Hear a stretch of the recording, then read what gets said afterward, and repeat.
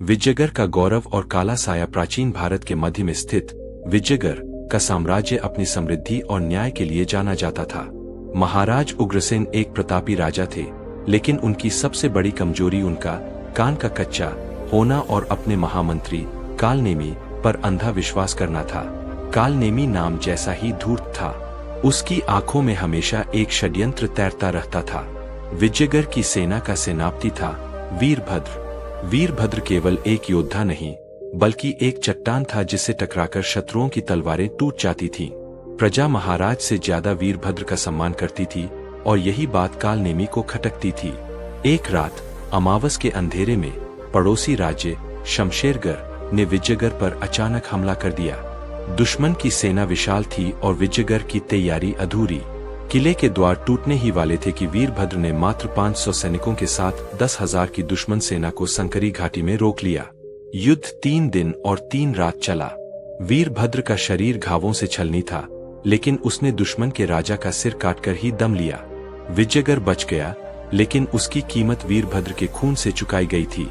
अध्याय 2 दरबार का वचन। युद्ध के बाद विजय उत्सव मनाया गया। पूरा दरबार सजा हुआ था। महाराज उग्रसेन अपने स्वर्ण सिंहासन पर विराजमान थे। जब वीरभद्र लंगड़ाते हुए पट्टियों से बंधे हुए दरबार में दाखिल हुआ, तो पूरा दरबार वीरभद्र की जय के नारों से गूंज उठा। महाराज उग्रसेन अपने आसन से उठे और वीरभद्र को गले लगा लिया। उन्होंने अपनी तलवार हवा में लहराई और पूरी सभा के सामने घोषणा की, वीरभद्र, आज तुमने न केवल हमारा मुकुट बचाया है, बल्कि हमारे कुल की लाज रखी है। हम महाराज उग्रसेन सूर्य को साक्षी मानकर यह वचन देते हैं कि तुम जो भी मांगोगे वह तुम्हें दिया जाएगा, चाहे वह मेरा आधा राज्य हो या मेरे सिर का मुकुट।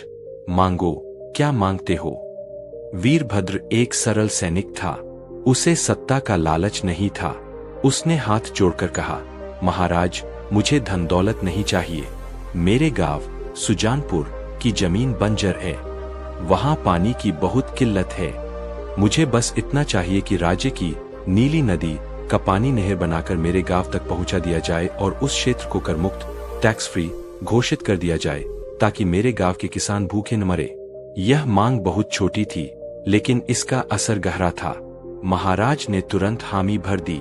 तथास्तु, आज से सुजानपुर तक नहर खुदवाने का काम शुरू होगा और वह भूमि हमेशा के लिए तुम्हारी और तुम्हारे वंशजों की होगी। दरबार तालियों से गूंज उठा, लेकिन कोने में खड़े महामंत्री कालनेमी के चेहरे पर एक कुटिल मुस्कान थी। उसे वीरभद्र को गिराने का मौका मिल गया था। अध्याय 3 षड्यंत्र के बीच। कालनेमी जानता था कि नीली नदी के रास्ते में एक पुरानी पहाड़ी पड़ती है, जिसे नागटेकरी कहा जाता था। शाही ज्योतिषियों और खजाने के नक्शों के अनुसार उस पहाड़ी के नीचे बेशकीमती हीरों की खदान थी, जिसका पता केवल कालनेमी को था। अगर नहर वहां से निकलती तो खदान का राज खुल जाता और कालनेमी का भविष्य में उस खजाने को हड़पने का सपना टूट जाता। उसने महाराज के कानों में जहर घोलना शुरू किया। एक रात कालनेमी महाराज के कक्ष में गया। उसने घबराते हुए कहा, महाराज, अनर्थ हो गया। गुप्तचरों ने खबर दी है कि वीरभद्र जिस नहर की मांग कर रहा है, वह असल में एक बहाना है। महाराज चौंके, कैसा बहाना? कालनेमी ने अपनी चाल चली, महाराज, सुजानपुर की सीमा पड़ोसी दुश्मन राज्य से मिलती है। वीरभद्र वहां नहर नहीं, बल्कि एक खाई खुदवाना चाहता है, ताकि वह उस इलाके को विजयगढ़ से अलग करके अपना एक स्वतंत्र राज्य बना सके। वह प्रजा में लोकप्रिय है ही, अब वह आपके खिलाफ विद्रोह करने की योजना बना रहा है।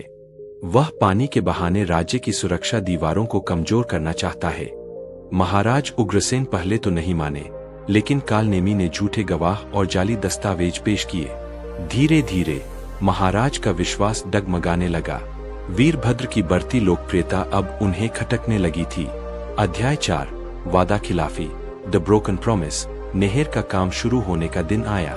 वीरभद्र दरबार में पहुंचा, यह उम्मीद लेकर कि महाराज भूमि पूजन की आज्ञा देंगे। लेकिन दरबार का माहौल बदला हुआ था। सैनिक नंगी तलवारें लिए खड़े थे। वीरभद्र ने झुककर प्रणाम किया, महाराज, नहर खुदाई के लिए मजदूर तैयार है, बस आपकी आज्ञा चाहिए। महाराज उग्रसेन ने नजरें फेर ली। कालनेमी आगे आया और कड़कती आवाज में बोला, सेनापति वीरभद्र, महाराज को पता चल गया है कि तुम जनसेवा की आड़ में विद्रोह की साजिश रच रहे हो, वह नहर नहीं बनेगी। वीरभद्र सन्न रह गया। यह क्या कह रहे हैं आप? महाराज, आपने वचन दिया था। यह दरबार गवाह है, यह सिंहासन गवाह है। महाराज ने क्रोध में कहा, एक राजा का वचन राज्य की सुरक्षा से बड़ा नहीं होता। हमें तुम पर शक है वीरभद्र, तुम्हारी मांग खारिज की जाती है। वीरभद्र की आंखों में आंसू नहीं, आग थी। उसने कहा, महाराज, रघुकुल की रीति रही है, प्राण जाए पर वचन न जाए। आज आपने एक वफादार सैनिक का दिल नहीं, बल्कि इस सिंहासन की गरिमा तोड़ी है। याद रखिएगा महाराज, जो सिंहासन अपने रक्षक का सम्मान नहीं कर सकता, वह ज्यादा दिन तक सुरक्षित नहीं रहता। खामोश। कालनेमी चिल्लाया, गद्दार! महाराज की दया है कि तुम्हें जीवित छोड़ रहे हैं। निकल जाओ यहां से। आज से तुम सेनापति नहीं रहे, तुम्हें देश निकाला दिया जाता है। वीरभद्र ने अपनी तलवार निकाली और दरबार के बीचों बीच जमीन में गाड़ दी। यह तलवार मैंने विजयगढ़ की रक्षा के लिए उठाई थी, आज इसे यहीं छोड़ रहा हूँ। लेकिन मेरा श्राप है, जब तक इस दरबार में न्याय वापस नहीं आएगा, यह राज्य पानी की एक एक बूंद के लिए तरसेगा। वीरभद्र वहां से खाली हाथ चला गया। पीछे रह गया एक टूटा हुआ वादा और एक अभिशप्त दरबार। अध्याय 5। कालचक्र का घूमना। वीरभद्र के जाने के बाद कालनेमी का प्रभाव बढ़ गया। उसने नागटेकरी से हीरे निकलवाने शुरू कर दिए और अपना खजाना भरने लगा। लेकिन प्रकृति अपना हिसाब मांगती है। अगले 5 सालों में विजयगढ़ का भाग्य पलट गया। बारिश होना बंद हो गई, नदियां सूखने लगीं। जिस नीली नदी का पानी रोकने का षड्यंत्र रचा गया था, उसने अपना रास्ता बदल लिया और पड़ोसी राज्य की तरफ बहने लगी। विजयगढ़ में भयानक सूखा, अकाल पड़ा। लोग पानी की बूंद बूंद के लिए मरने लगे। खजाने में हीरे तो थे, लेकिन उन्हें खाकर प्यास नहीं बुझाई जा सकती थी। पड़ोसी राजा, जिसे वीरभद्र ने हराया था, उसने फिर से सेना इकट्ठी कर ली। इस बार विजयगढ़ के पास न तो वीरभद्र था और न ही सैनिकों में वो जोश। महाराज उग्रसेन बूढ़े और बीमार हो चुके थे। कालनेमी ने खजाना समेटा और भागने की फिराक में लग गया। दुश्मन सेना ने किले को घेर लिया। उन्होंने पानी की आपूर्ति पूरी तरह काट दी। विजयगढ़ की हार निश्चित थी। अध्याय 6। रहस्यमय बंजारा। जब किले के अंदर हाहाकार मचा था, तब पश्चिमी द्वार पर एक विशाल काफिला आया। इस काफिले के साथ हजारों ऊंट थे, जिन पर पानी के बड़े बड़े मशक, वाटर बैग्स और अनाज लदा था। काफिले का सरदार एक नकाबपोश था, जिसे लोग रेत का सौदागर कहते थे। उसने संदेश भिजवाया कि वह विजयगढ़ की प्यास बुझा सकता है और दुश्मन सेना को हराने में मदद कर सकता है, लेकिन उसकी एक शर्त है। मरता क्या न करता। महाराज उग्रसेन ने उसे दरबार में बुलाया। दरबार अब खंडहर जैसा दिखता था। सौदागर दरबार में आया। उसका कद ऊंचा था और आवाज में एक भारीपन। महाराज ने कांपती आवाज में पूछा, कौन हो तुम और तुम्हारी क्या शर्त है? सौदागर ने कहा, महाराज, मेरे पास इतना पानी और रसद है कि आपका राज्य 2 साल तक बिना किसी चिंता के रह सकता है। मेरे पास भाड़े के ऐसे लड़ाके हैं जो बाहर खड़ी दुश्मन सेना को गाजर मूली की तरह काट देंगे, लेकिन बदले में मुझे इस दरबार में वही स्थान चाहिए जो कभी आपके सबसे वफादार आदमी का था। कालनेमी, जो अभी तक भाग नहीं पाया था, चिल्लाया, यह कोई चाल है महाराज? सौदागर हंसा, एक डरावनी हंसी। चाल तो 5 साल पहले चली गई थी मंत्री जी, जब एक रक्षक को गद्दार कहा गया था। सौदागर ने अपने चेहरे से नकाब हटाया। पूरा दरबार सन्न रह गया। महाराज उग्रसेन की आंखों से पश्चाताप के आंसू बह निकले। वह रेत का सौदागर कोई और नहीं, वीरभद्र था। वनवास के दौरान वीरभद्र ने रेगिस्तानी कबीलों को एकजुट किया था, अपनी बुद्धि और बल से व्यापार का साम्राज्य खड़ा किया था और रेगिस्तान में छिपे जलस्रोतों को खोज निकाला था। अध्याय 7। अंतिम न्याय। महाराज उग्रसेन सिंहासन से नीचे उतर आए और वीरभद्र के पैरों में गिर पड़े। मुझे क्षमा कर दो पुत्र, मैंने अपने वचन का मान नहीं रखा, उसी का दंड मेरा राज्य भोग रहा है। वीरभद्र ने महाराज को उठाया और कहा, महाराज, राजा को पैरों में नहीं, सिंहासन पर शोभा देता है, लेकिन इस सिंहासन के पाए दीमक खा चुके हैं। उसने कालनेमी की ओर इशारा किया। वीरभद्र के इशारे पर उसके अंगरक्षकों ने कालनेमी को पकड़ लिया। कालनेमी की जेबों से हीरे गिरने लगे। दरबारियों ने देखा कि जिस सूखे के कारण वे मर रहे थे, उसका असली कारण कालनेमी का लालच था, जिसने नदी का प्राकृतिक बहाव रोककर अवैध खनन किया था। वीरभद्र ने आदेश दिया, इस गद्दार को कारागार में नहीं, उसी सूखी नहर में डाल दिया जाए जिसे इसने खुदवाया नहीं था। इसे तब तक पानी न दिया जाए जब तक यह अपने आंसुओं से उसे भर न दे। अध्याय 8 महायुद्ध। और नई सुबह वीरभद्र ने कमान संभाली। उसके आने की खबर से ही विजयगढ़ की सेना में बिजली दौड़ गई। जो सैनिक कल तक हताश थे, वे वीरभद्र की जय के नारे लगाने लगे। वीरभद्र ने अपनी नई रेगिस्तानी रणनीति का उपयोग किया। उसने रात के समय दुश्मन के खेमों में विषैले बिच्छू और सांप छोड़ दिए, जो वह रेगिस्तान से लाया था, और सुबह होते ही अपनी ताजादम सेना के साथ हमला बोल दिया। दुश्मन सेना, जो जीत का जश्न मना रही थी, इस आकस्मिक हमले से संभल नहीं पाई। दोपहर होते होते विजयगढ़ का झंडा फिर से लहराने लगा। उपसंहार कंक्लूजन। युद्ध के बाद महाराज उग्रसेन ने वीरभद्र का राजतिलक करना चाहा। उन्होंने कहा, यह सिंहासन अब तुम्हारा है, मैं अपना वचन अब पूरा करूंगा।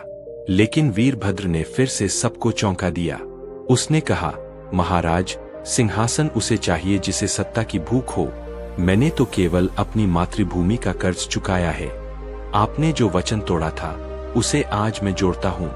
वीरभद्र ने सुजानपुर के लिए नहर खुदवाई, जो अब हीरों की खदान के पैसों से और भी भव्य बनी, और फिर से एक सामान्य नागरिक की तरह अपने गांव लौट गया। लेकिन दरबार की दीवार पर एक पंक्ति लिखवा दी गई, राजा का वचन पत्थर की लकीर होना चाहिए, क्योंकि जब दरबार वादा तोड़ता है तो ईश्वर उस राज्य का भाग्य तोड़ देता है। यह कहानी हमें सिखाती है कि सत्ता और पद का अहंकार नश्वर है।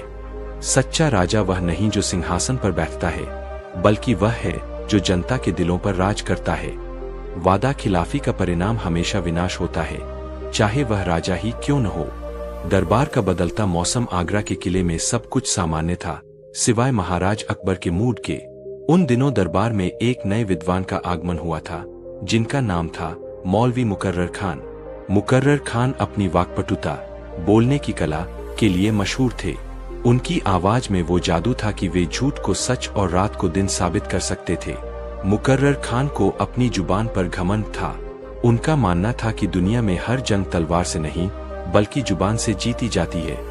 और उनकी नजर में बीरबल केवल एक मस्खरा था, जो किस्मत से बादशाह का चहेता बन गया था। मुकर्रर खान ने दरबारियों के साथ मिलकर एक गहरी साजिश रची। साजिश का मकसद था बीरबल की सबसे बड़ी ताकत यानी उसकी आवाज को छीन लेना।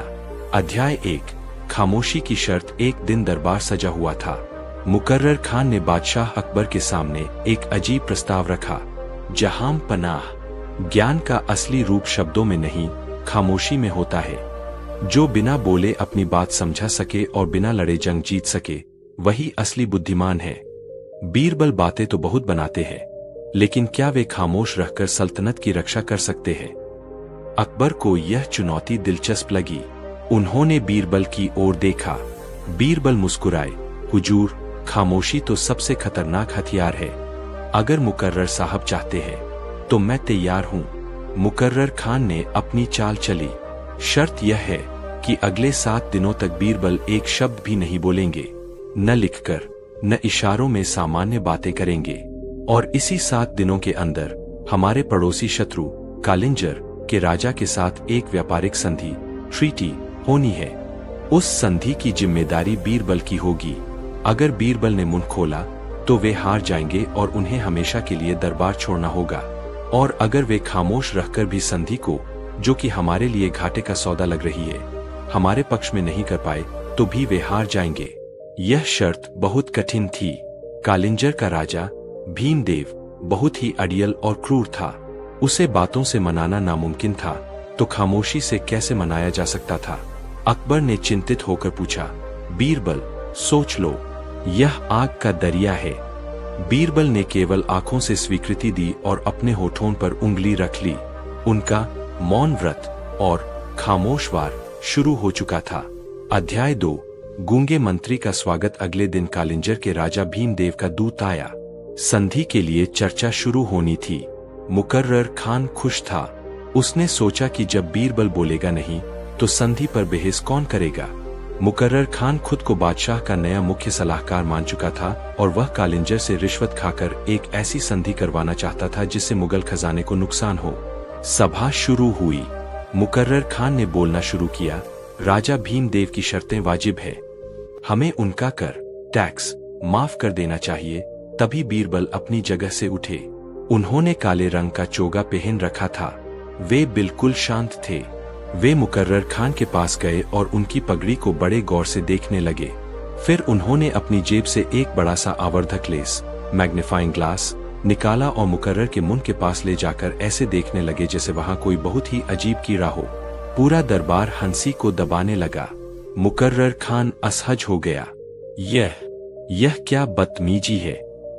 बीरबल ने कुछ नहीं कहा, बस जेब से एक मरा हुआ तिलचट्टा कॉकरोच निकाला और शांति से उसे मुकर्रर खान के सामने मेज पर रख दिया और फिर हाथ जोड़कर ऐसे खड़े हो गए जैसे कह रहे हों, आपकी बातों का स्तर यही है। बादशाह अकबर की हंसी छूट गई। मुकर्रर का चेहरा लाल हो गया।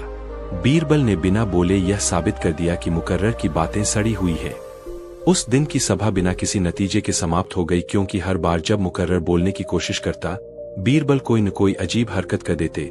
कभी वे छत की ओर देखकर काल्पनिक मक्खियां पकड़ने लगते, कभी वे मुकर्रर की परछाई को पैर से कुचलने का नाटक करते।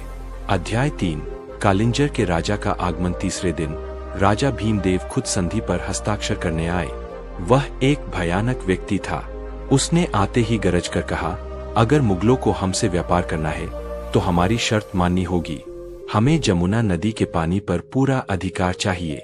यह मांग असंभव थी। जमुना का पानी आगरा की जीवन रेखा था। मुकर्रर खान डर गया, लेकिन उसने सोचा कि यही मौका है बीरबल को फंसाने का। उसने कहा, महाराज, हमारे मुख्य सलाहकार बीरबल इस पर जवाब देंगे। सबकी नजरें बीरबल पर थीं। बीरबल को अब खामोशी से इस संकट को टालना था। बीरबल उठे। उन्होंने सेवकों को इशारा किया। सेवक एक बड़ा सा मिट्टी का मटका लेकर आए जिसमें नीचे एक बड़ा छेद था। बीरबल ने वह मटका राजा भीमदेव के सामने रखा और उसमें ऊपर से पानी डालने लगे। पानी नीचे छेद से बहकर राजा भीमदेव के जूतों पर गिरने लगा। राजा भीमदेव गुस्से से चिल्लाया, मूर्ख, यह क्या कर रहे हो? मटका टूटा हुआ है, इसमें पानी नहीं रुकेगा। बीरबल रुके नहीं। वे डालते रहे। राजा के जूते गीले हो गए।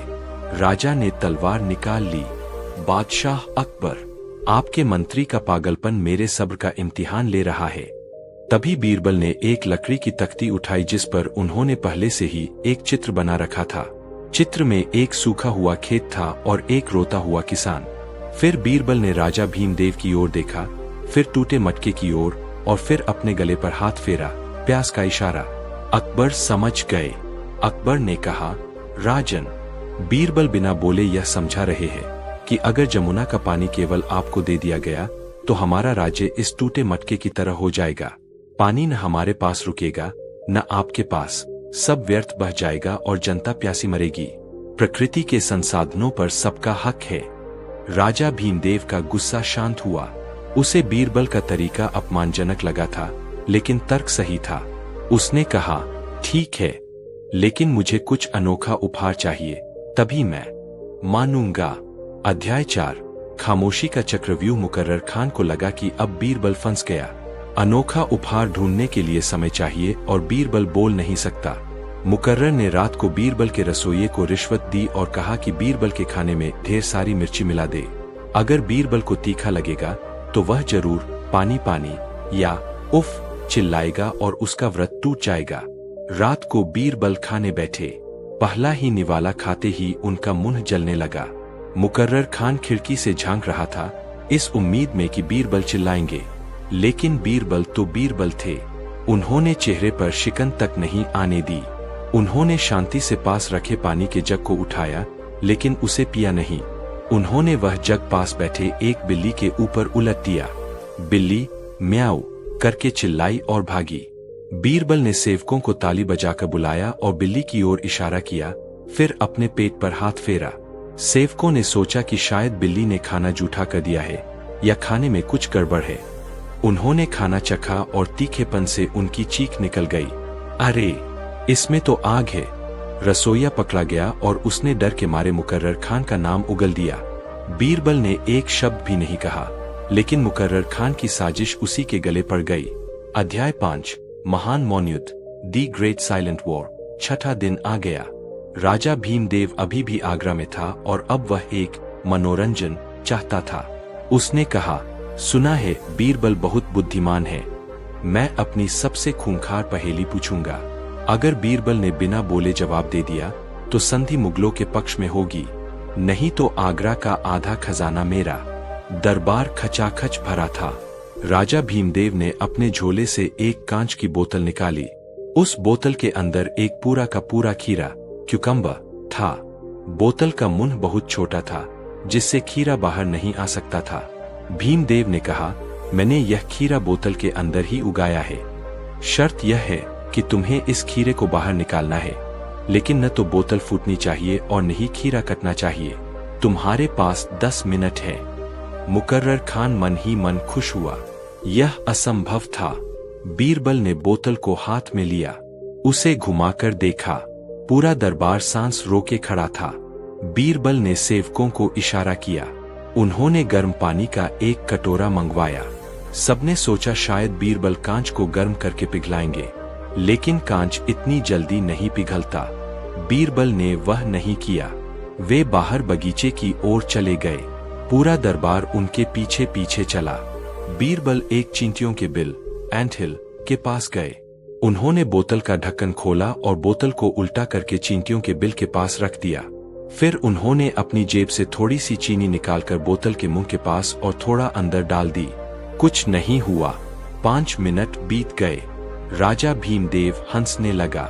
समय बीत रहा है बीरबल। तभी हजारों चींटियां चीनी की महक पाकर बोतल के अंदर घुसने लगी।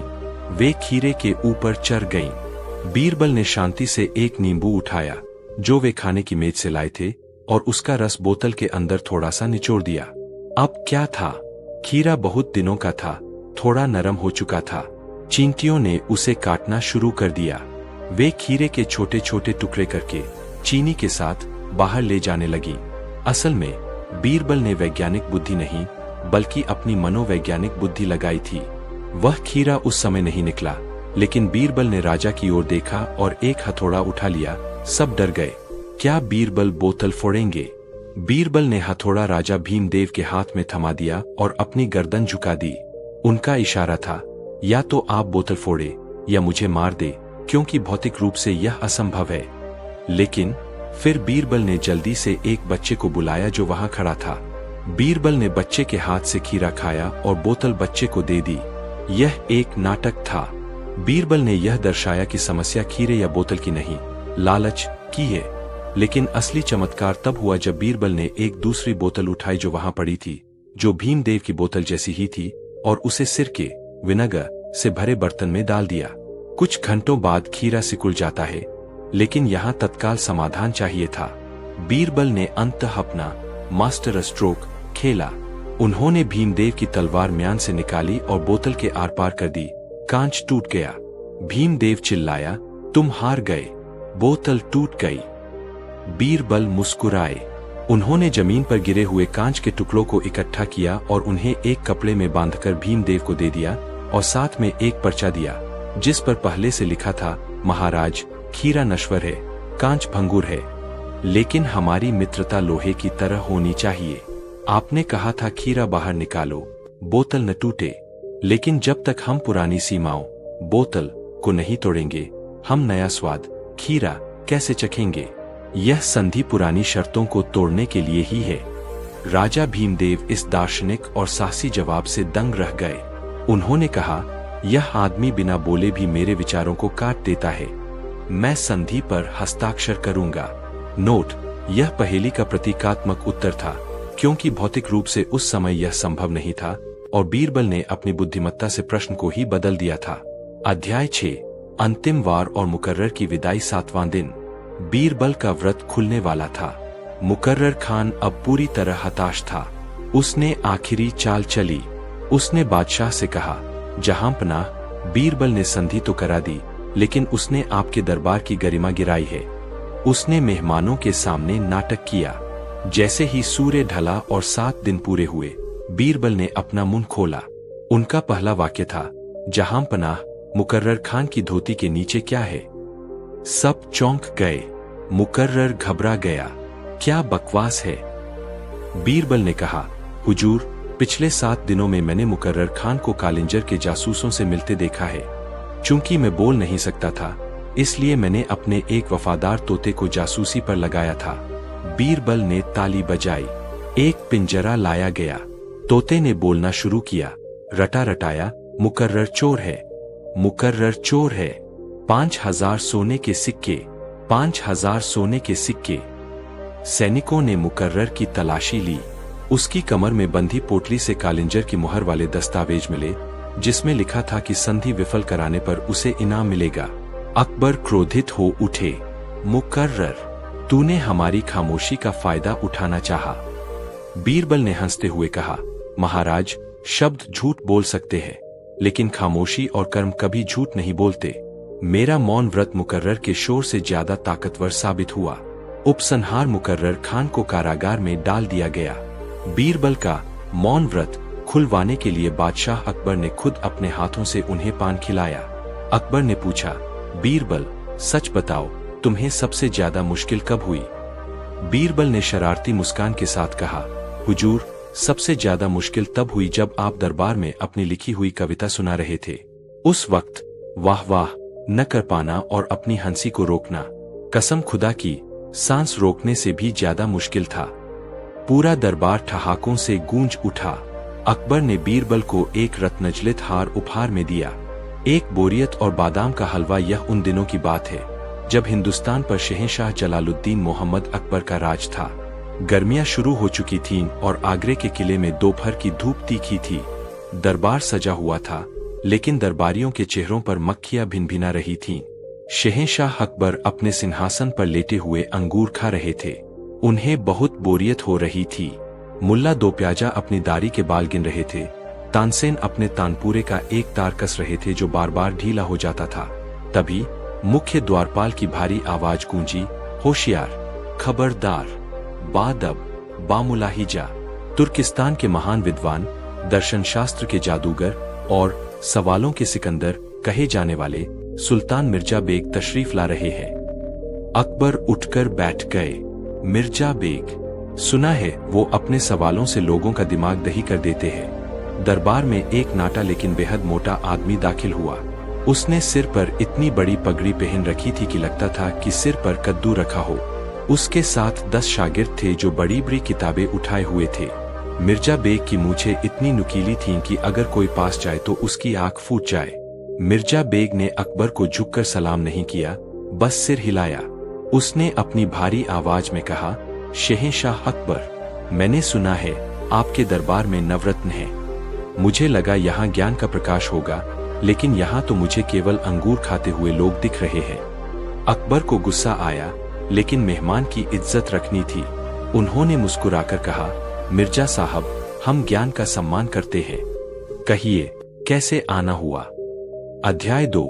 3 खतरनाक सवाल। मिर्जा बेग ने अपनी जेब से एक सोने का पानदान निकाला, एक पान खाया और फिर बोला, मैं यहाँ आपकी बुद्धिमत्ता की परीक्षा लेने आया हूँ। मैं 3 सवाल पूछूंगा। अगर आपके किसी भी दरबारी ने इनका सही जवाब दे दिया तो मैं अपनी सारी दौलत आपके खजाने में डाल दूंगा और आपका गुलाम बन जाऊंगा। लेकिन मिर्जा ने एक नाटकीय विराम, पॉज लिया। लेकिन अगर जवाब नहीं मिला तो आपको अपनी प्रिय आगरा की जामा मस्जिद के गुंबद को तुड़वाकर उसे मेरे महल के अस्तबल में लगवाना होगा और आपको स्वीकार करना होगा कि मुगल दरबार मूर्खों का अड्डा है। शर्त बहुत अपमानजनक थी। दरबारियों में खलबली मच गई। मुल्ला दो प्याजा ने धीरे से कहा, हुजूर, इसे पकड़कर काल कोठरी में डाल देते हैं, किस्सा खत्म। अकबर ने मना कर दिया, नहीं, यह बुद्धिमत्ता की जंग है, तलवार की नहीं। पूछो अपने सवाल। मिर्जा बेग ने अपनी मूछों पर ताव दिया और बोला, पहला सवाल, इस पृथ्वी का ठीक मध्य बिंदु, सेंटर पॉइंट, कहाँ है? मुझे इंच का सटीक हिसाब चाहिए। दूसरा सवाल, आसमान में कुल कितने तारे हैं? अगर एक भी कम या ज्यादा बताया तो सिर कलम। तीसरा सवाल, ईश्वर, खुदा, इस वक्त ठीक इसी पल क्या कर रहा है? तीनों सवाल सुनकर दरबार में सन्नाटा छा गया। राजगुरुओं के पसीने छूट गए। खगोल शास्त्री अपनी पोथियां पलटने लगे, लेकिन ऐसे सवालों का जवाब किसी किताब में नहीं था।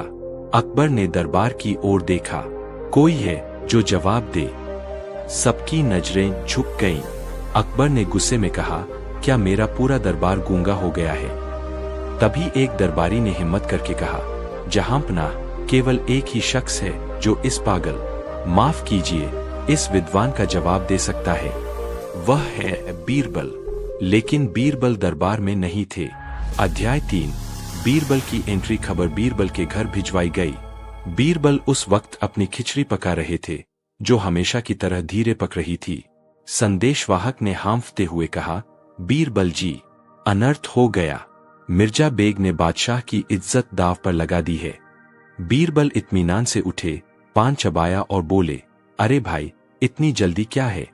सवाल ही तो है, कोई तोप का गोला तो नहीं। चलो चलते हैं। बीरबल दरबार में पहुंचे। उन्होंने मिर्जा बेग को देखा और मुस्कुराए। आदाब मिर्जा साहब। माशाअल्लाह, आपकी पगड़ी तो बहुत शानदार है। लगता है तुर्किस्तान का सारा ज्ञान इसी में भरा है। मिर्जा चिढ़ गया। मजाक बंद करो। क्या तुम मेरे सवालों का जवाब दे सकते हो? बीरबल ने अकबर को झुककर सलाम किया और बोले, जहांपनाह, सवालों के जवाब तो बहुत आसान है, लेकिन इसके लिए मुझे कुछ तैयारी करनी होगी। मुझे 2 भेड़े, एक लोहे की छड़, आयरन रॉड और दरबार के बीचों बीच थोड़ी खाली जगह चाहिए। अकबर हैरान थे, लेकिन उन्होंने इंतजाम करवा दिया। बीरबल ने कहा, मिर्जा साहब, आज शाम हो गई है। कल सुबह ठीक सूर्योदय के समय दरबार सजेगा और आपको आपके अचूक जवाब मिल जाएंगे। मिर्जा बेग हंसा, हाँ हाँ हाँ, भागने के बहाने ढूंढ रहे हो बीरबल। कल अगर जवाब नहीं मिला तो अंजाम याद रखना। भाग 2, महासंग्राम और बीरबल का पलटवार। अध्याय 4। पृथ्वी का केंद्र, द सेंटर ऑफ अर्थ। अगली सुबह दरबार खचाखच भरा था। शहर के लोग भी यह देखने आए थे कि बीरबल कैसे हारता है या जीतता है। मिर्जा बेग अपने ऊंचे आसन पर बैठा था, चेहरे पर विजय की मुस्कान लिए। बीरबल दरबार के बीच में आए। उनके हाथ में एक लंबी लोहे की छड़ थी। मिर्जा ने कहा, शुरू करो। मेरा पहला सवाल, पृथ्वी का केंद्र कहाँ है? बीरबल ने बिना कुछ बोले दरबार के ठीक बीचों बीच उस लोहे की छड़ को जमीन में जोर से गाड़ दिया। फिर उन्होंने अपनी धूल झाड़ी और बोले, मिर्जा साहब, यही है, ठीक इसी छड़ के नीचे पृथ्वी का केंद्र है। मिर्जा बेग भड़क गया, क्या बकवास है? तुम यह कैसे कह सकते हो? इसका सबूत क्या है? बीरबल ने गंभीरता से कहा, जनाब, मैंने पूरी रात गणना की है। अगर आपको यकीन हो तो आप खुद फीता, टेप लेकर पृथ्वी के दोनों सिरों, नॉर्थ एंड साउथ पोल्स को नाप लीजिए। अगर 1 इंच का भी फर्क निकले तो मेरी गर्दन काट दीजिएगा, और जब तक आप नापकर गलत साबित नहीं करते तब तक यही केंद्र माना जाएगा। मिर्जा बेग का मुंह खुला का खुला रह गया। पृथ्वी को नापना असंभव था। वह बीरबल के तर्क को काट नहीं सकता था, क्योंकि चुनौती गलत साबित करने की थी। मिर्जा ने दांत पीसते हुए कहा, ठीक है, मान लिया, यह चालाकी थी। अब दूसरा सवाल, आसमान में कितने तारे हैं? अध्याय 5। सितारों की गिनती, काउंटिंग द स्टार्स। बीरबल ने ताली बजाई। सैनिक दरबार में एक विशालकाय भेड़, शीप, लेकर आए। भेड़ के शरीर पर घने और घुंघराले बाल थे। बीरबल ने भेड़ की पीठ पर हाथ फेरा और कहा, मिर्जा साहब, आपके दूसरे सवाल का जवाब इस भेड़ के शरीर पर है। मिर्जा चकरा गया, क्या मतलब? बीरबल ने कहा, आसमान में ठीक उतने ही तारे हैं जितने इस भेड़ के शरीर पर बाल है। मैंने एक एक बाल गिनकर तारों से मिलाया है। अगर आपको शक है तो आप खुद इस भेड़ के बाल गिन लीजिए और आसमान के तारों से मिलान कर लीजिए। अगर एक भी कम या ज्यादा निकले तो मैं हार मान लूंगा। मिर्जा बेग ने भेड़ को देखा। उसके शरीर पर करोड़ों बाल थे। उन्हें गिनना तो दूर, छूना भी मुश्किल था, क्योंकि भेड़ बार बार मिर्जा को मारने के लिए दौड़ रही थी। पूरा दरबार हंसी से लोटपोट होने लगा। अकबर ने अपना मुंह हाथ से छिपा लिया ताकि उनकी हंसी न दिखे। मिर्जा चिल्लाया, यह धोखा है, तुम असंभव शर्तें रख रहे हो। बीरबल ने शांत भाव से कहा, मिर्जा साहब, सवाल भी तो आपने असंभव ही पूछे थे। असंभव सवाल का जवाब असंभव सबूत ही होता है। क्या हम तीसरे सवाल पर चले? मिर्जा अब पसीने से तरबतर हो चुका था। उसकी इज्जत दांव पर थी। उसने सोचा, तीसरा सवाल तो दार्शनिक है, इसमें कोई भेड़ या छड़ काम नहीं आएगी। अध्याय 6, ईश्वर क्या कर रहा है? The final blow. Mirza Baig ने अपनी आखिरी चाल चली। उसने अपनी आवाज गंभीर की और पूछा, ठीक है बीरबल, तुम बातों के खिलाड़ी हो, लेकिन मेरा तीसरा सवाल रूहानी है। बताओ, ईश्वर, खुदा, इस वक्त ठीक इसी पल क्या कर रहा है? बीरबल चुप हो गए। वे गंभीर होकर जमीन देखने लगे। मिर्जा को लगा बीरबल फंस गया। वह खुश होकर बोला, क्या हुआ? जवाब नहीं सूझ रहा। बीरबल ने सिर उठाया और कहा, मिर्जा साहब, यह सवाल बहुत बड़ा है। इसका जवाब देने के लिए मुझे गुरु के स्थान पर होना चाहिए और आपको शिष्य के स्थान पर। एक गुरु कभी नीचे खड़े होकर शिष्य को ज्ञान नहीं देता। मिर्जा जवाब सुनने के लिए इतना उतावला था कि उसने कहा, ठीक है, मैं नीचे खड़ा होता हूं, तुम मेरे आसन पर बैठो। बीरबल सीढ़ियां चढ़कर मिर्जा के ऊंचे मखमली आसन पर जाकर बैठ गए। मिर्जा बेग नीचे आम दरबारियों के बीच खड़ा हो गया। बीरबल ने आसन पर जमकर बैठते हुए एक राजा की तरह मिर्जा की आंखों में देखा और मुस्कुराए। मिर्जा साहब, अब सुनिए अपने तीसरे सवाल का जवाब। पूछिए, खुदा इस वक्त क्या कर रहा है? बीरबल गरजे, खुदा इस वक्त यही कर रहा है। उसने एक पल में एक भिखारी, आप को नीचे खड़ा कर दिया और एक साधारण आदमी, मुझे को ऊंचे आसन पर बिठा दिया। ईश्वर का काम है अहंकारियों को नीचे गिराना और विनम्र को ऊपर उठाना। यह जवाब एक थप्पड़ की तरह मिर्जा के अहंकार पर लगा। यह न केवल दार्शनिक सत्य था, बल्कि उस पल की वास्तविकता भी थी। अध्याय 7, जीत और मिर्जा की विदाई। पूरा दरबार वाह वाह के नारों से गूंज उठा। शहंशाह अकबर खुशी से सिंहासन से उठ खड़े हुए। उन्होंने गले से अपना मोतियों का हार निकाला और बीरबल की ओर फेंक दिया। मिर्जा बेग का चेहरा शर्म से लाल हो गया था। वह अपनी ही जाल में फंस चुका था। उसने स्वीकार किया कि उसका ज्ञान केवल किताबी था, जबकि बीरबल का ज्ञान व्यावहारिक, प्रैक्टिकल था। मिर्जा ने सिर झुकाकर कहा, बीरबल, मान गए। वाकई हिंदुस्तान में तुमसे बड़ा हाजिर जवाब कोई नहीं है।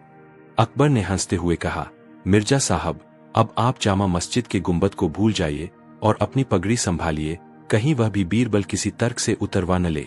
मिर्जा बेग उसी दिन अपना बोरिया बिस्तर समेटकर वापस तुर्किस्तान लौट गया और फिर कभी ऐसे सवाल पूछने की हिम्मत नहीं की।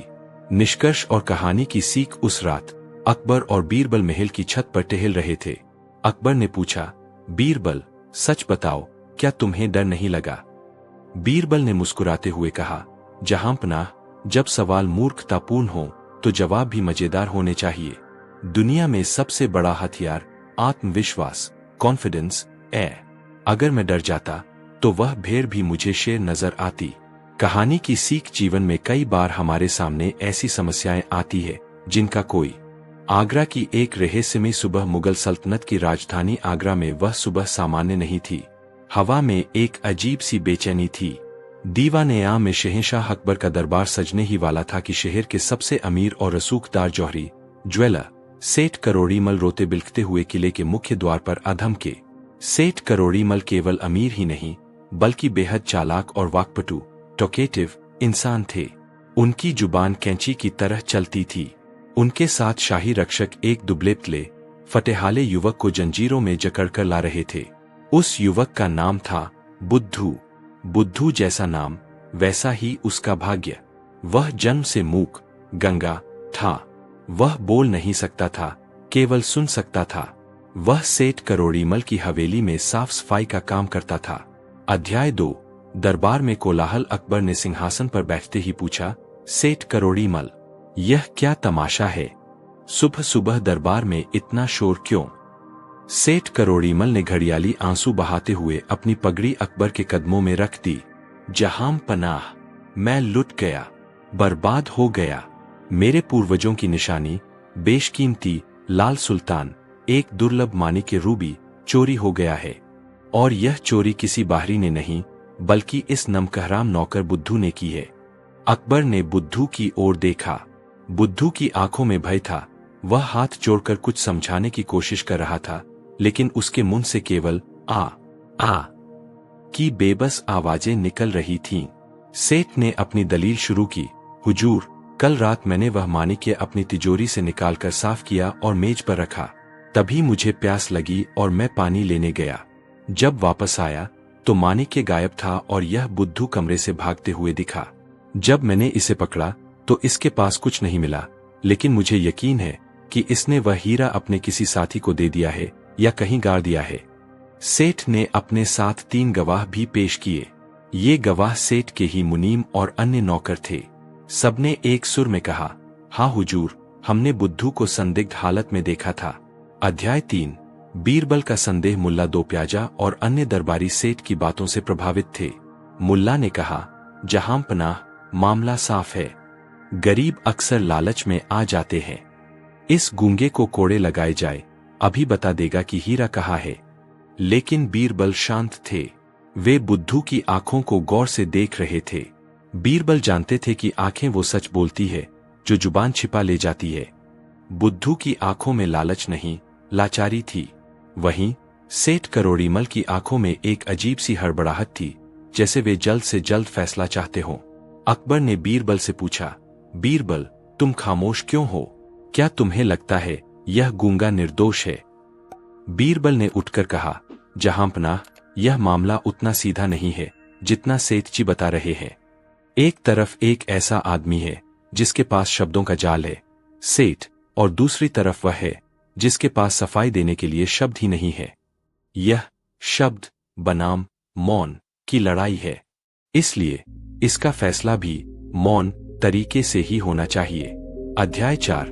बीरबल की अजीब शर्त। बीरबल ने दरबार में घोषणा की, महाराज, मैं इस केस को अपने हाथ में लेता हूं, लेकिन मेरी एक शर्त है। अगले 24 घंटों तक इस चोरी के बारे में दरबार में एक भी शब्द नहीं बोला जाएगा। मैं इस गूंगे युवक और सेठ करोड़ीमल दोनों को अपनी हिरासत में रखूंगा। कल सुबह दरबार में मौन अदालत लगेगी। सेठ करोड़ीमल घबरा गया। हिरासत? लेकिन मैं तो वादी, विक्टिम हूं। मुझे क्यों कैद किया जाएगा? बीरबल मुस्कुराए, सेठ जी, आप कैद नहीं होंगे, आप शाही मेहमान होंगे। आपको और बुद्धू को एक ही कमरे में रखा जाएगा, लेकिन बीच में एक जालीदार दीवार होगी। मैं देखना चाहता हूं कि रात के अंधेरे में खामोशी क्या कहानी सुनाती है। रात को बीरबल ने दोनों को एक कक्ष में रखवाया। बीरबल ने वहां गुप्तचर तैनात नहीं किए, बल्कि खुद एक अंधेरे कोने में छिपकर बैठ गए। पूरी रात सेठ करोड़ीमल करवटें बदलता रहा। वह बार बार बड़बड़ा रहा था, अगर यह गूंगा कुछ इशारे से बता देगा तो क्या होगा? नहीं नहीं, यह तो बोल ही नहीं सकता। दूसरी तरफ बुद्धू पूरी रात शांत बैठा रहा, बस कभी कभी सिसक कर रो पड़ता। बीरबल को इशारा मिल चुका था। चोर वह है जिसे नींद नहीं आ रही, और निर्दोष वह है जो अपने भाग्य पर रो रहा है। लेकिन सबूत कहाँ था? भाग 2। जादुई मटका और बिना बोले फैसला। अध्याय 5। मौन अदालत की सजावट। अगली सुबह दरबार का नजारा बदला हुआ था। आज दरबार में किसी को भी बोलने की अनुमति नहीं थी। अकबर भी इशारों में बात कर रहे थे। बीरबल ने दरबार के बीचों बीच एक काले रंग का तंबू, टेंट, लगवाया था। तंबू के अंदर घुप अंधेरा था। बीरबल ने कागज पर लिखकर बादशाह को समझाया, जहांपनाह, इस तंबू के अंदर अरब का एक जादुई जिन, साइमुलेटेड मैजिक, है जो चोर को पहचानता है। तंबू के अंदर एक मेज पर सच का मटका रखा है।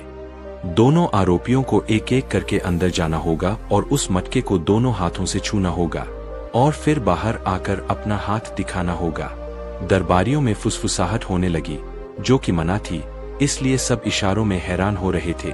बीरबल ने आगे लिखा, अगर चोर ने मटके को छुआ तो जिन तुरंत उसका हाथ पकड़ लेगा और चिल्लाएगा, लेकिन अगर निर्दोष ने छुआ तो जिन उसे जाने देगा, और अगर किसी ने डर के मारे मटके को नहीं छुआ तो भी हमें पता चल जाएगा। अध्याय 6। अंधेरे कमरे की परीक्षा। सबसे पहले सेठ करोड़ीमल की बारी आई। सेठ का दिल जोर जोर से धड़क रहा था। उसने सोचा, जादुई जिन, यह बीरबल जरूर कोई चाल चल रहा है। अगर मैंने मटके को छुआ और सच में कोई तंत्र मंत्र हुआ तो मैं पकड़ा जाऊंगा, और अगर नहीं छुआ तो नहीं। बीरबल ने कहा है छूना जरूरी है। सेठ तंबू के अंदर गया। अंदर गहरा अंधेरा था। उसे बीच में रखा मटका महसूस हुआ। सेठ ने अपना दिमाग लगाया। उसने सोचा, अगर मैं मटके को छू ही नहीं और बस ऐसे ही बाहर निकल जाऊं, तो जिन मुझे पकड़ेगा ही नहीं। बाहर अंधेरा है, कोई देख नहीं पाएगा कि मैंने छुआ या नहीं। मैं बाहर जाकर कह दूंगा कि मैंने छू लिया। सेठ ने मटके को हाथ भी नहीं लगाया। वह कुछ सेकंड अंदर खड़ा रहा और फिर आत्मविश्वास के साथ बाहर आ गया। उसने बीरबल को अपने हाथ दिखाए और इशारे से कहा, देखो, जिन ने मुझे नहीं पकड़ा, मैं निर्दोष हूं। अब बुद्धू की बारी थी। बुद्धू कांपता हुआ अंदर गया। उसे बीरबल की बातों पर या कहें न्याय पर भरोसा था। उसने सोचा कि अगर मैंने चोरी नहीं किए तो भगवान और यह जिन मेरी रक्षा करेंगे। उसने अंधेरे में टटोलते हुए मटके को ढूंढा और उसे दोनों हाथों से कसकर पकड़ लिया। कुछ नहीं हुआ, कोई जिन नहीं आया। बुद्धू ने राहत की सांस ली और बाहर आ गया। अध्याय 7, काला सच, द ब्लैक ट्रूथ। अब फैसला सुनाने का वक्त था। बीरबल ने दोनों को अकबर के सिंहासन के करीब बुलाया। बीरबल ने जोर से कहा, मौन व्रत तोड़ते हुए सैनिकों, इन दोनों के हाथ ऊपर करवाओ। जैसे ही दोनों ने हाथ ऊपर किए, पूरा दरबार सन्न रह गया। बुद्धू के दोनों हाथ कालिक सुट से पूरी तरह काले थे। सेठ करोड़ीमल के हाथ बिल्कुल साफ और गोरे चिट्टे थे। मुल्ला दो प्याजा चिल्लाया, अरे, इसका मतलब बुद्धू चोर है। उसके हाथ काले हो गए हैं। जरूर मटके के जादू ने निशान छोड़ दिया है। सेठ करोड़ीमल की खुशी का ठिकाना नहीं था। वह कूदने लगा। अकबर भी भ्रमित हो गए। बीरबल, यह क्या है? बुद्धू के हाथ काले हैं, मतलब वही दोषी है। बीरबल जोर से हंसे, नहीं जहां पनाह, यही तो मौन फैसला है। मैंने उस मटके पर रात भर दिए की काली कालिक सुट पोत दी थी और अंदर कोई जिन नहीं था। बीरबल ने सेठ की ओर उंगली उठाई। मैंने शर्त रखी थी कि मटके को छूना अनिवार्य है। बुद्धू निर्दोष था, उसे डर नहीं था, इसलिए उसने आदेश का पालन किया और मटके को छुआ, जिससे उसके हाथ काले हो गए। लेकिन सेठ करोड़ीमल के मन में चोर था। वह डर गया कि कहीं जादू उसे पकड़ न ले, इसलिए उसने मटके को छुआ ही नहीं। उसके साफ हाथ गवाही दे रहे हैं कि उसका दिल काला है। अध्याय 8, सेठ की पोल और हीरे की बरामदगी। सेठ करोड़ीमल के पैरों तले जमीन खिसक गई। उसका चेहरा अब उसके हाथों से ज्यादा सफेद पड़ गया था। बीरबल ने सैनिकों को आदेश दिया, सेठ की तलाशी ली जाए और खास तौर पर इसकी पगड़ी की। सैनिकों ने सेठ की भारी भरकम पगड़ी उतारी और उसकी तहों को खोला। पगड़ी की सबसे अंदरूनी तह में मखमल के कपड़े में लिपटा हुआ चमकता हुआ लाल सुल्तान मानिक्य गिर पड़ा। दरबार में सन्नाटा छा गया। बीरबल ने कहा, जहांपनाह, सेठ ने खुद ही हीरा चुराया और इस बेजुबान पर इल्जाम लगाया ताकि वह बीमे इंश्योरेंस की रकम भी ले सके और हीरा भी रख सके। उसने सोचा गूंगा अपनी सफाई नहीं दे पाएगा तो उसे सजा हो जाएगी और मामला रफादफा हो जाएगा। उपसंहार, न्याय की गूंज। अकबर ने अपने सिंहासन से उतरकर बुद्धू के कंधे पर हाथ रखा। आज शब्दों की हार हुई है और नियत की जीत। अकबर ने सेठ करोड़ीमल को आदेश दिया, इस मक्कार सेठ की सारी संपत्ति जब्त कर ली जाए और इसे 10 साल के लिए काल कोठरी में डाल दिया जाए, जहां इसे किसी से बात करने की इजाजत नहीं होगी। इसे वही सजा मिलेगी जो यह इस बेजुबान को देना चाहता था, खामोशी की सजा। और बुद्धू, अकबर ने जब्त की गई संपत्ति का एक बड़ा हिस्सा बुद्धू को इनाम में दिया और उसे शाही बाग का मुख्य माली नियुक्त कर दिया। जाते जाते अकबर ने बीरबल से पूछा, बीरबल, तुमने कैसे जाना कि सेठ ही चोर है?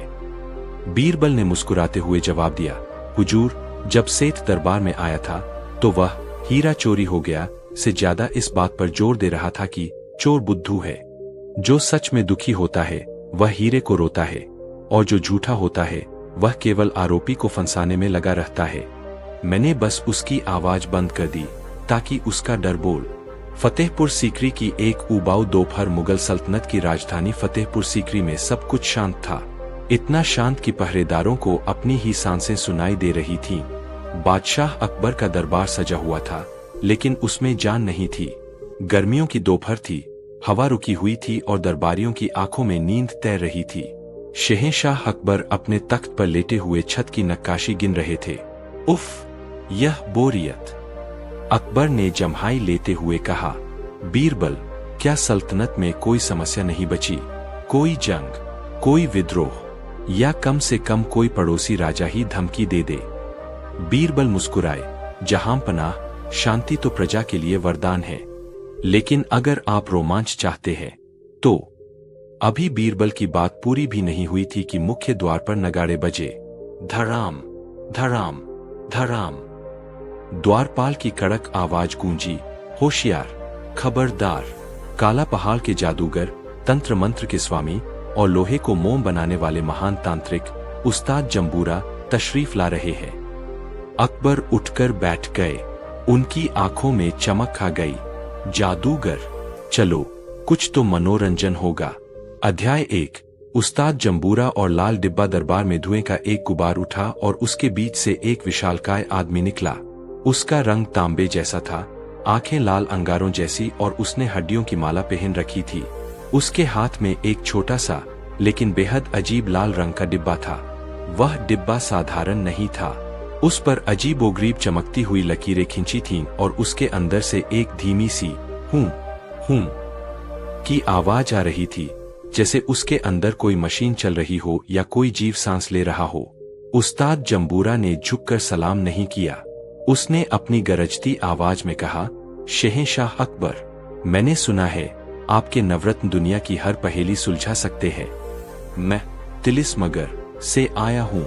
मेरे हाथ में यह जो अद्भुत डिब्बा है, इसे मेरे परदादा ने जिन्नों की मदद से बनाया था। अकबर ने उत्सुकता से पूछा, इसमें क्या खास है? जंबूरा हंसा, एक डरावनी हंसी। जहांपनाह, यह डिब्बा दुनिया का सबसे सुरक्षित तिजोरी है। इसे खोलने के लिए न तो कोई चाबी है, न कोई बटन, न कोई मंत्र। इसे कोई हथौड़े से नहीं तोड़ सकता, न आग में पिघला सकता है। इसके अंदर एक ऐसा रहस्य है जो इंसान की किस्मत बदल सकता है। जंबूरा ने डिब्बा दरबार के बीचों बीच रख दिया। मेरी चुनौती यह है, अगर आपके दरबार का कोई भी व्यक्ति इसे बिना तोड़े खोल दे तो मैं अपनी सारी जादुई शक्तियां त्याग दूंगा और आपका गुलाम बन जाऊंगा। लेकिन क्या? अकबर ने पूछा। अगर आज शाम ढलने तक यह नहीं खुला तो आपको स्वीकार करना होगा कि मुगलों की बुद्धि केवल दिखावा है और आपको मुझे मुहमांगा इनाम देना होगा, यानी आपका यह नवरत्नों वाला हार। अध्याय 2। नवरत्नों की असफलता और तमाशा। अकबर ने चुनौती स्वीकार कर ली। उन्होंने सबसे पहले अपने सेनापति राजा मान सिंह की ओर देखा। मान सिंह, दिखाओ राजपूताना ताकत। मान सिंह उठे। उन्होंने डिब्बे को उठाया। वह डिब्बा दिखने में लकड़ी का लग रहा था, लेकिन वजन में पहाड़ जैसा भारी था। मान सिंह ने अपनी पूरी ताकत लगा दी। उनकी नसों में खून दौड़ने लगा, चेहरा लाल हो गया, लेकिन डिब्बा अपनी जगह से हिला तक नहीं। उसका ढक्कन ऐसा बंद था जैसे वह डिब्बे का ही हिस्सा हो। हारकर मान सिंह बैठ गए। महाराज, यह लोहे या लकड़ी का नहीं, किसी और ही धातु का बना है। इसके बाद बारी आई मुल्ला दो प्याजा की। मुल्ला जी डिब्बे के पास गए और उसे चारों तरफ से सूंघा। उन्होंने कहा, हुजूर, मुझे लगता है यह डिब्बा प्याज की गंध से खुलेगा। दरबार हंस पड़ा। मुल्ला ने डिब्बे को गुदगुदाने की कोशिश की, उसे उल्टा किया, पटका, लेकिन डिब्बा हूं हूं की आवाज करता रहा। मुल्ला भी असफल रहे। अब बारी थी तानसेन की। अकबर ने कहा, तानसेन, शायद यह ध्वनि साउंड से खुले। दीपक राग गाओ। तानसेन ने अपना तानपूरा उठाया। उन्होंने सुर छेड़े। दरबार गूंजने लगा। झूमर हिलने लगे। कांच के गिलास टूट गए, लेकिन वह अद्भुत डिब्बा जस का तस रहा। बल्कि तानसेन की ऊंची आवाज सुनकर डिब्बे के अंदर की हूं आवाज और तेज हो गई, जैसे वह डिब्बा तानसेन का मजाक उड़ा रहा हो। दोपहर ढलने लगी थी। जंबूरा तांत्रिक जोर जोर से हंस रहा था। क्या हुआ शहंशाह? यही है आपका गौरव। एक मामूली सा डिब्बा नहीं खोल पाए। अकबर का चेहरा गुस्से से लाल हो गया। उनकी इज्जत दांव पर थी। उन्होंने अंत में अपनी आखिरी उम्मीद की ओर देखा। बीरबल, क्या तुम भी तमाशा देखोगे? अध्याय 3। बीरबल का निरीक्षण और डिब्बे का बुखार। बीरबल अपनी जगह से उठे। वे बहुत शांत थे। वे उस डिब्बे के पास गए। उन्होंने उसे हाथ नहीं लगाया। वे बस उसके चारों ओर घूमे और उसे गौर से देखा। बीरबल ने देखा कि जब भी कोई डिब्बे पर चिल्लाता था या उसे जोर से पकड़ता था तो डिब्बे का रंग हल्का सा गहरा लाल हो जाता था और उसमें से गर्मी निकलने लगती थी।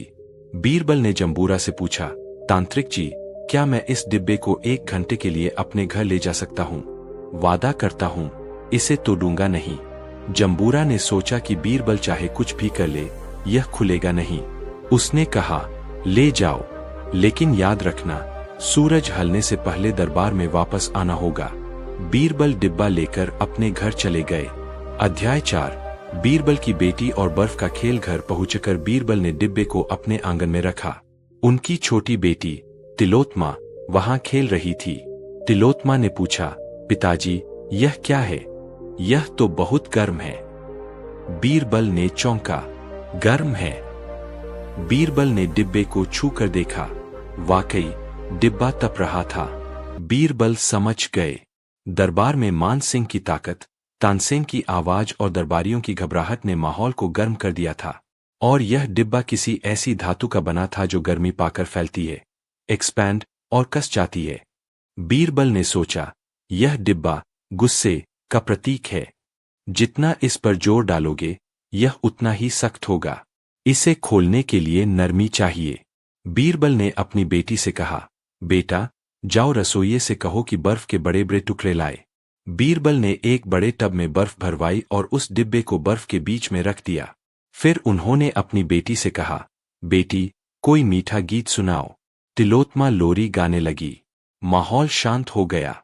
बर्फ की ठंडक से डिब्बे का तापमान गिरने लगा। धीरे धीरे डिब्बे का रंग लाल से बदलकर नीला होने लगा। उसके अंदर की हूं आवाज बंद हो गई। करीब आधे घंटे बाद एक हल्की सी कटक की आवाज आई। धातु सिकुड़ गई थी और ढक्कन की पकड़ ढीली हो गई थी। बीरबल ने हल्के हाथ से ढक्कन को छुआ और वह खुद ब खुद खुल गया। अध्याय 5। डिब्बे का रहस्य और दरबार में वापसी। शाम होने वाली थी। जंबूरा दरबार में अपनी मूंछें ऐंठ रहा था। बादशाह, सूरज डूबने वाला है, अपना नवरत्नों का हार तैयार रखिए। तभी बीरबल दरबार में दाखिल हुए। उनके हाथ में वह डिब्बा था, लेकिन अब वह बंद नहीं, खुला हुआ था। बीरबल ने डिब्बा ले जाकर जंबूरा के सामने रख दिया। जंबूरा की आंखें फटी की फटी रह गईं। यह कैसे मुमकिन है? तुमने कौन सा मंत्र पढ़ा? बीरबल मुस्कुराए, मैंने कोई मंत्र नहीं पढ़ा, बस इसे प्यार और शांति दी। अकबर ने उत्सुकता से पूछा, बीरबल, इसके अंदर क्या है? वह कौन सी चीज है जो इंसान की किस्मत बदल सकती है? बीरबल ने डिब्बे के अंदर हाथ डाला। पूरा दरबार सांस रोके खड़ा था। बीरबल ने डिब्बे के अंदर से एक साधारण सा आईना, मिरर, निकाला। दरबारी हैरान थे। सिर्फ एक आईना। अध्याय 6। बीरबल का जवाब और जंबूरा की हार। अकबर ने पूछा, इसका क्या मतलब है बीरबल? यह आईना किस्मत कैसे बदल सकता है? बीरबल ने समझाया, जहांपनाह, इस डिब्बे का जादू, विज्ञान और मनोविज्ञान, साइकोलॉजी का मिश्रण था। यह डिब्बा एक विशेष धातु से बना है जो गर्मी और शोर, वाइब्रेशन से फैलती है। जब हम गुस्से में, अहंकार में या जल्दबाजी में इसे खोलने की कोशिश करते हैं तो यह और कस जाता है। इसे खोलने का एक ही तरीका था, शीतलता और धैर्य। बीरबल ने आईना जंबूरा को दिखाया और कहा, और जहां तक इस रहस्य की बात है, तो यह आईना हमें सिखाता है कि इंसान का सबसे बड़ा दोस्त और सबसे बड़ा दुश्मन वह खुद है। अगर हम गुस्से में हैं, जैसे यह गर्म डिब्बा, तो हम बंद हो जाते हैं। अगर हम शांत हैं, तो हम दुनिया के सामने खुल सकते हैं। अपनी किस्मत बदलने के लिए इंसान को इस आईने में देखकर खुद को सुधारना होता है। जंबूरा का सिर शर्म से झुक गया।